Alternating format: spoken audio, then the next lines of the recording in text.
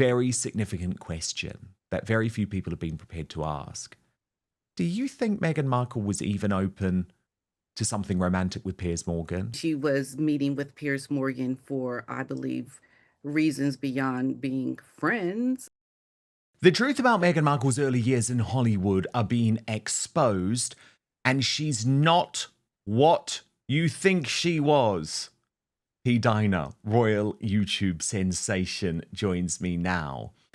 P-Dina, Meghan Markle is so desperate to scrub the real woman with this absolute desire for international fame and an ambition which made it clear that she would do almost anything to get it.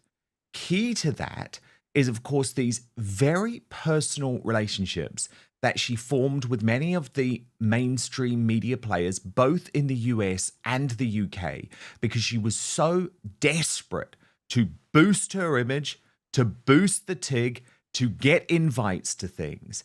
And I think it's really important, P-Dina, that we talk about this because at the moment, she's trying to present her former life as if she was some type of altruistic philanthropist, which we know is just rubbish. So what have you discovered?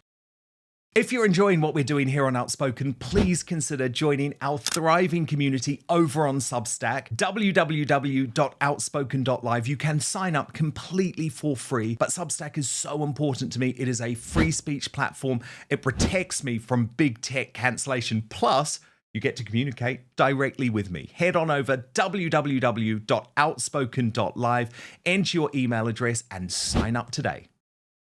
Well, I think Megan is in a losing battle because there is a lot that is still going to come out about her. She definitely wants us to have a certain image of her, and she just doesn't want things that she's done in the past to come out. But I think when you have made a lot of people very angry, you have certainly shown no remorse towards some things that your father may have done that weren't a big deal at all. You try to paint a narrative of your life that is just not the truth. It's not realistic. And people want the truth to come out. And, I think Megan is hurting herself more than anything by not owning the ugly. Own it. If you done it, own it. And then there's no need for people to go back in to try to unravel certain things that you may have done. Just be truthful to your life. And I think it's a better story when you have had to struggle. I guess you would call it struggling, but she never really had to. She just wanted so much more and did so much more things that I think she may be now regretting. And that's just the reality. So own that. And because she hasn't wanted to do that, her truth is now for a lot of people, it's almost like a game. Let's find out what we can discover since she doesn't want to come out and own it. And that's the worst thing you can do. And that's what's going to bite Megan. The fact that she tries to paint these pretty pictures, paint a life of hardship and struggle, but want to do philanthropy now and all these good things. But if you had to do the ugly and the nasty in the past, that's just what it was, girl. Okay? Move on. And now I think she's going to find herself in some problems because I've heard some things, Dan, okay? I've heard some things. Well, indeed, and it all depends who speaks out. I mean, I've had conversations with Lizzie Cundy, for example, who Meghan was very unwise to jettison, given that she used Lizzie in her early days in the United Kingdom to try and find fame and build relations. But of course, she did the same thing with Piers Morgan too. She did the same thing with Millie McIntosh too. She also, P-Dina, was, before Harry, desperate to find a British man. And the people who were on her hit list included Max George from the boy band The Wanted, the professional footballer at the time, Ashley Cole, and Matt Cardle, the former X Factor winner. So I'll get to all of that. But I think it's also sometimes very instructive, and I thank Princess Carparkle for the work finding these. Just taking a close look at the way that she appeared in the media, P-Dina, because what it shows is that it's a very different Meghan Markle to the Meghan Markle that she has created today. So Princess Carparkle says, some Meghan Markle cringe for you all. She's an endless source of cringy awkwardness, so trust me, there's endless material. This was an exceptionally cringy interview with Craig Ferguson in 2013. She was giving bimbo and poor flirting skills. Can you imagine her like this in the Bloomberg interview? Says it might have been more entertaining. He sometimes did a bit at the end of an interview called Awkward Pause with his guests. Leave it to Meghan Markle to make it beyond awkward, like way beyond. Hard to watch, actually, and not funny at all. So prepare to cringe, prepare for awkwardness, but I am going to make you watch it. All right, let's do an awkward pause and get you out of here. Okay. Yeah.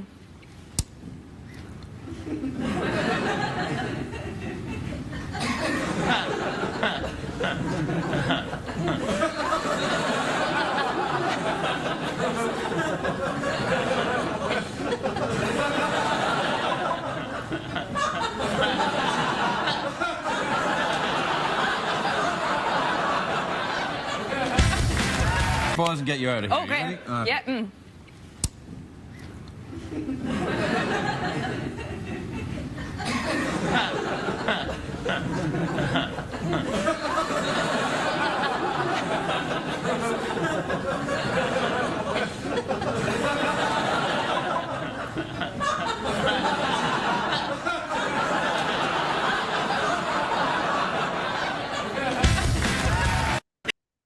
I mean, P-Dina, to say she was being purposefully sexually provocative with Craig Ferguson is an understatement.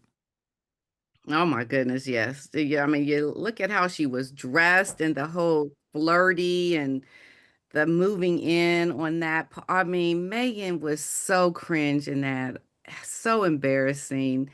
And I watched the actual whole interview, Dan, and I can tell you the way she was going about, and you could tell she was in it to really show herself as a very, sexualized woman. Let's just say that. And she dressed that way, and she appears very, very loose in this interaction, and I just think it's very cringe. It is.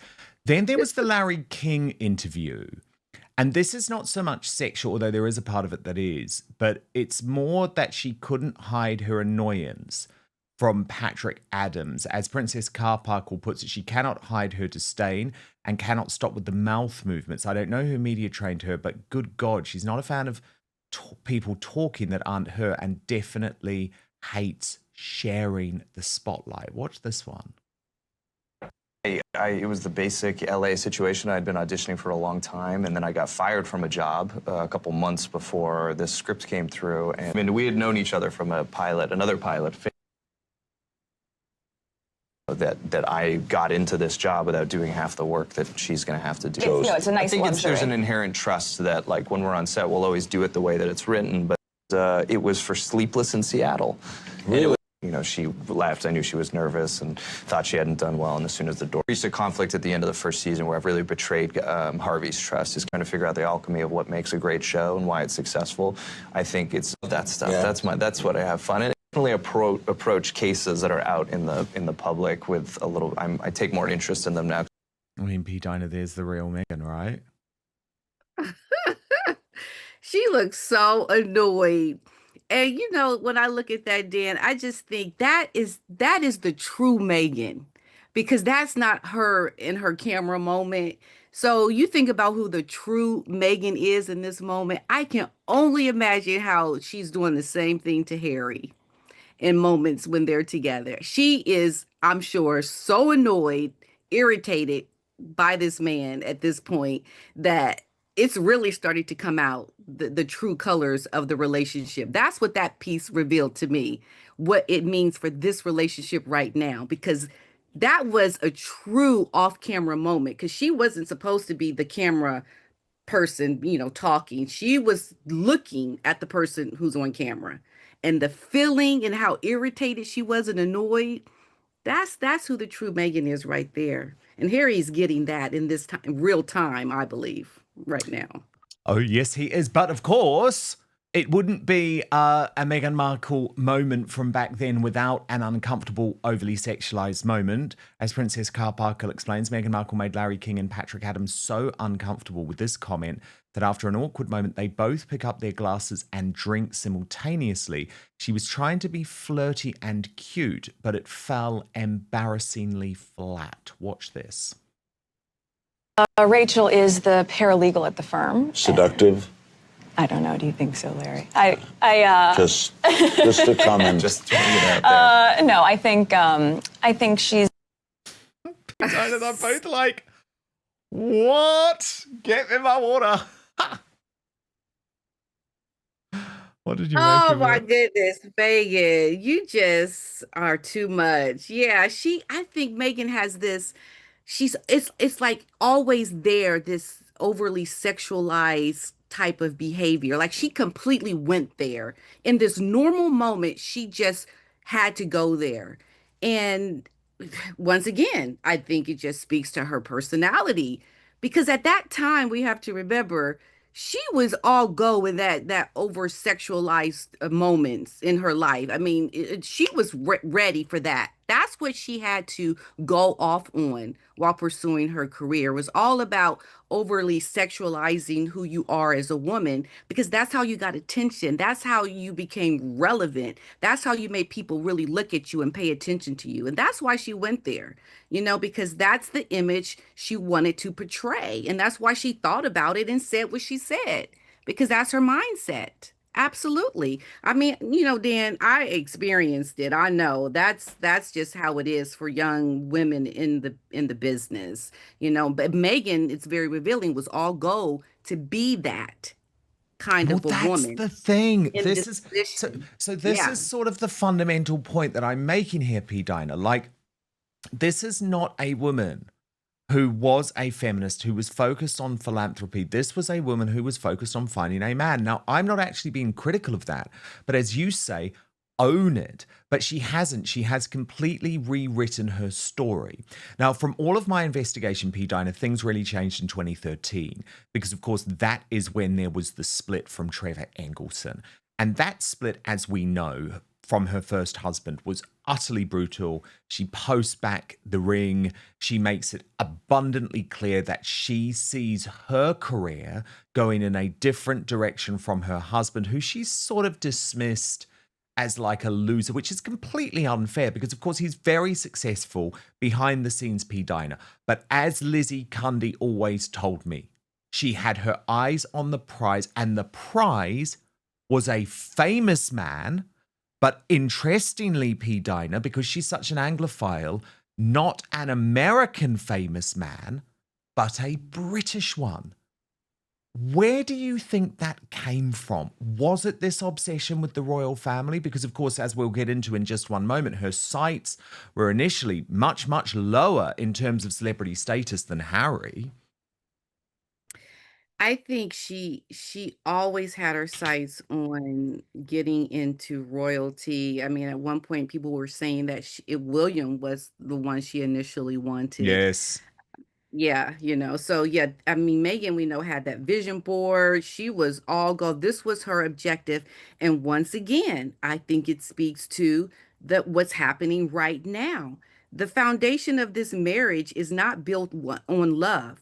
We just have to look at what her motives were before marriage to know that it's very superficial. Everything about this relationship is not built on love, commitment, and a desire to, be committed to something that's going to, off of the love that you say you have for this man. It's built on her, one, looking for a very wealthy man, a very famous man, and royalty.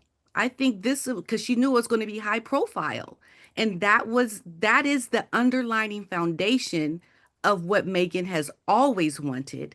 And it points to what it is that the marriage is built on now. It's built on this superficial want of fame, wealth, and popularity. That's what it's built on. That's what the marriages with Harry is like right now as we speak. It's not built on love. and wanting to, really support this man. This is why I think Harry looks so miserable now, because he knows he doesn't have the support that he needs to thrive and to build these relationships and to be like this prince who is doing good work. And, just look at his friends that have left him. Harry is living the life of someone that we know who is not living in a marriage that is built on love and commitment. And that's why his life is going downhill as we speak, because of the initial foundation of what Meghan has always wanted. It is now showing its ugly head. And that's why we see Harry not doing well, because of what Meghan wanted from the beginning. What Liz Cundy said was what Meghan is now. And that is why Harry is so miserable. Absolutely. And why this matters, P-Dina, because there will be some people who say, well, why does her past matter? But I'll tell you why. Because it shows you how she thinks, and it shows you how she's thinking now. Because as this is all starting to fall apart, trust me, if a better option comes along that is going to give her a life that she considers more comfortable, she will go for it. Because you are dealing with someone with that level of ambition.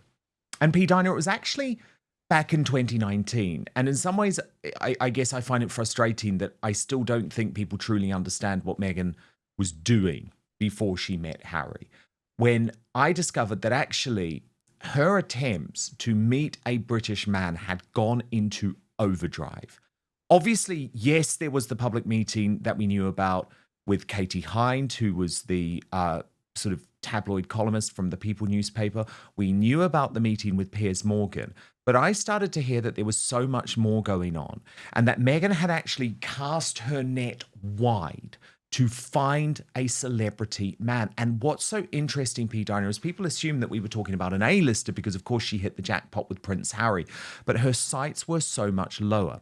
So, of course, in that conversation with Katie Hind and also with Lizzie Cundy, she spoke a lot about Ashley Cole, who was very famous because of his relationship with Cheryl Cole at the time, a guy who she had cheated on. But there were others too. And I just want to take you through some of my reporting from that time, P-Dina, because again, I think it's sort of been lost in Meghan's history. So look at this. This was in May 2019 when I reveal that Meghan Markle had swapped messages with the X Factor's Matt Cardle and asked to meet just months before that Prince Harry romance. And it was an online relationship with Matt Cardle that happened in 2015. Meghan complimented the singer just before his award-winning role in the West End musical Memphis.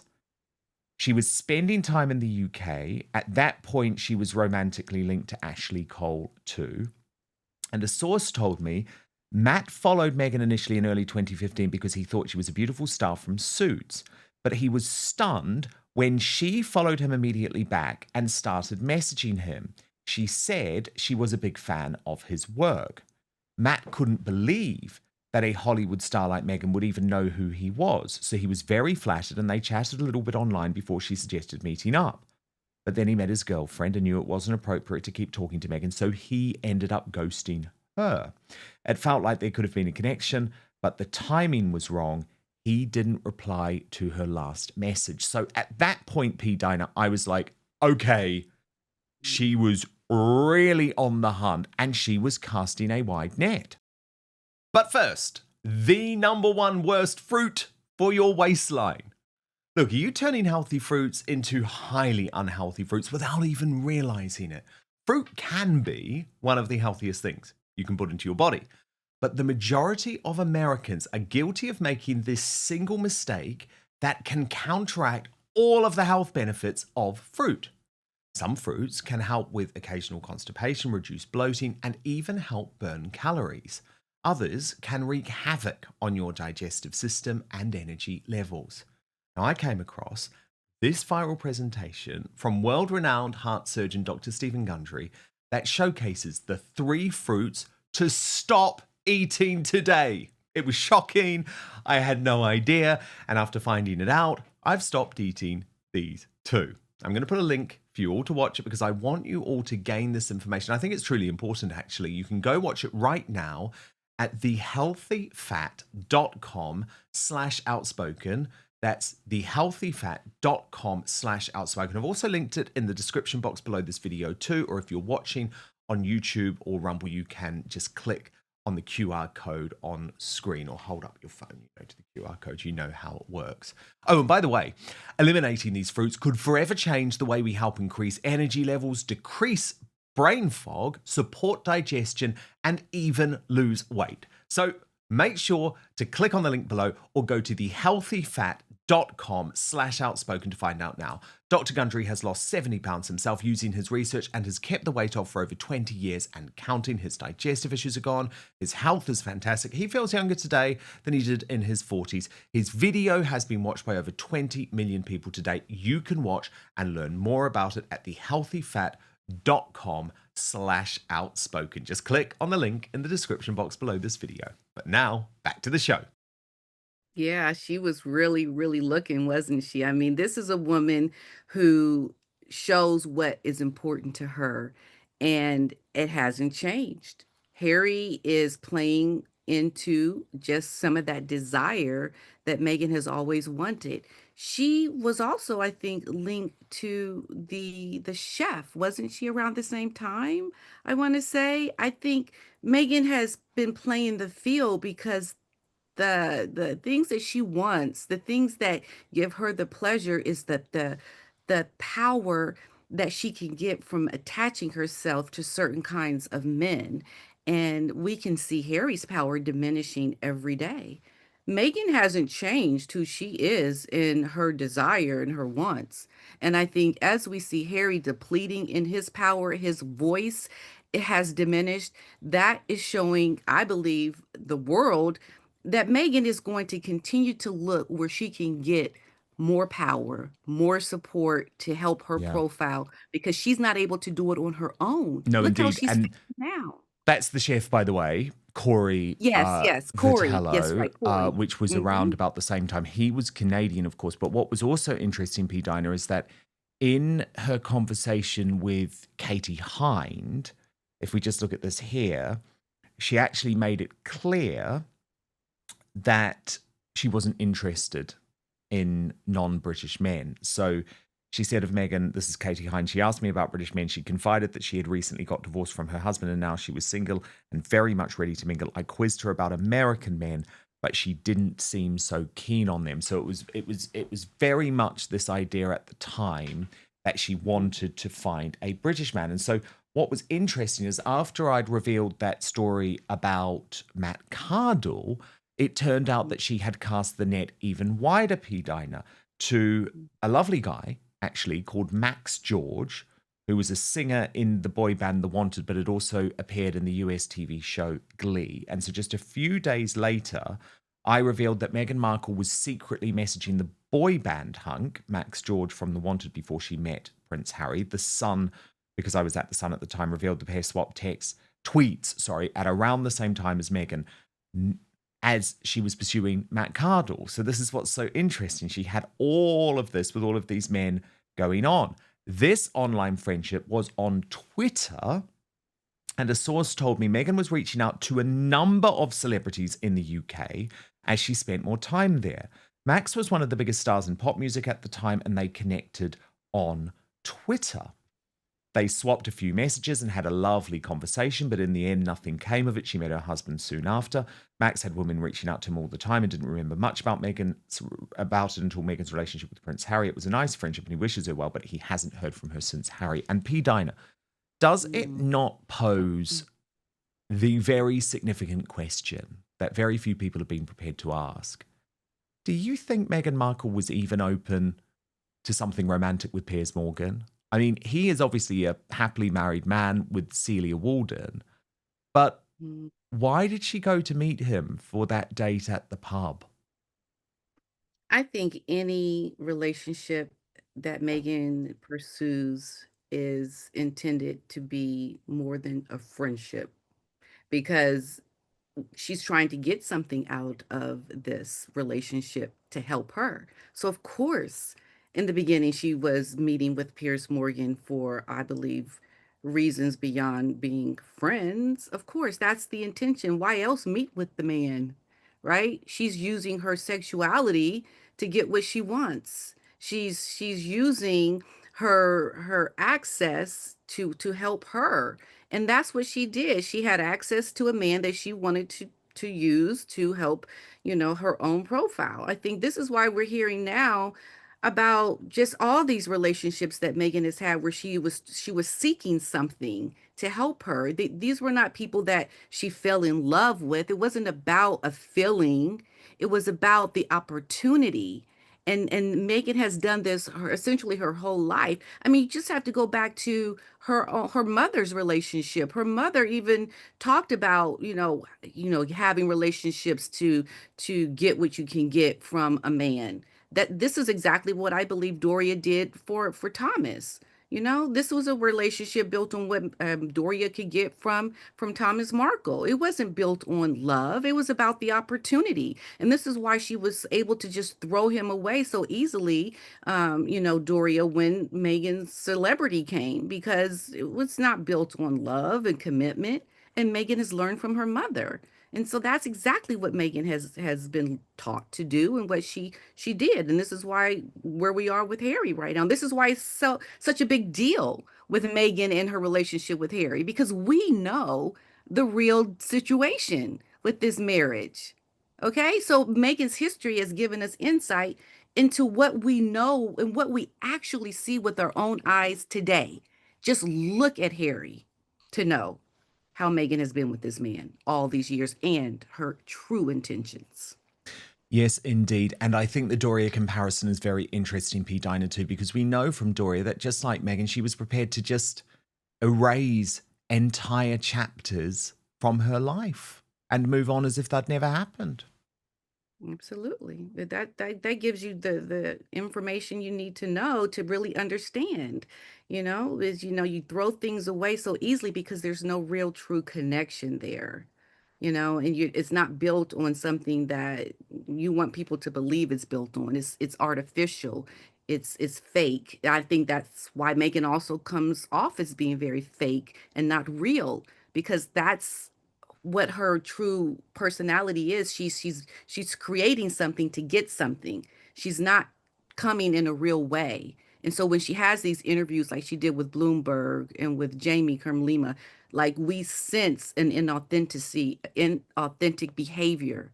And that's why also I believe As Ever has not done well as well, because it's not real in terms of Megan's personality. She comes off as trying to be something to get something.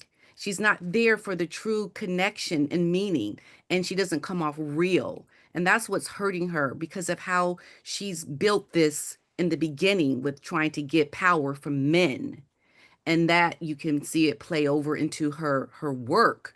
Even her acting doesn't come off as real because she's constantly trying to give a perception of something rather than truly feeling what it is to become a real person, to be very authentic in her behavior.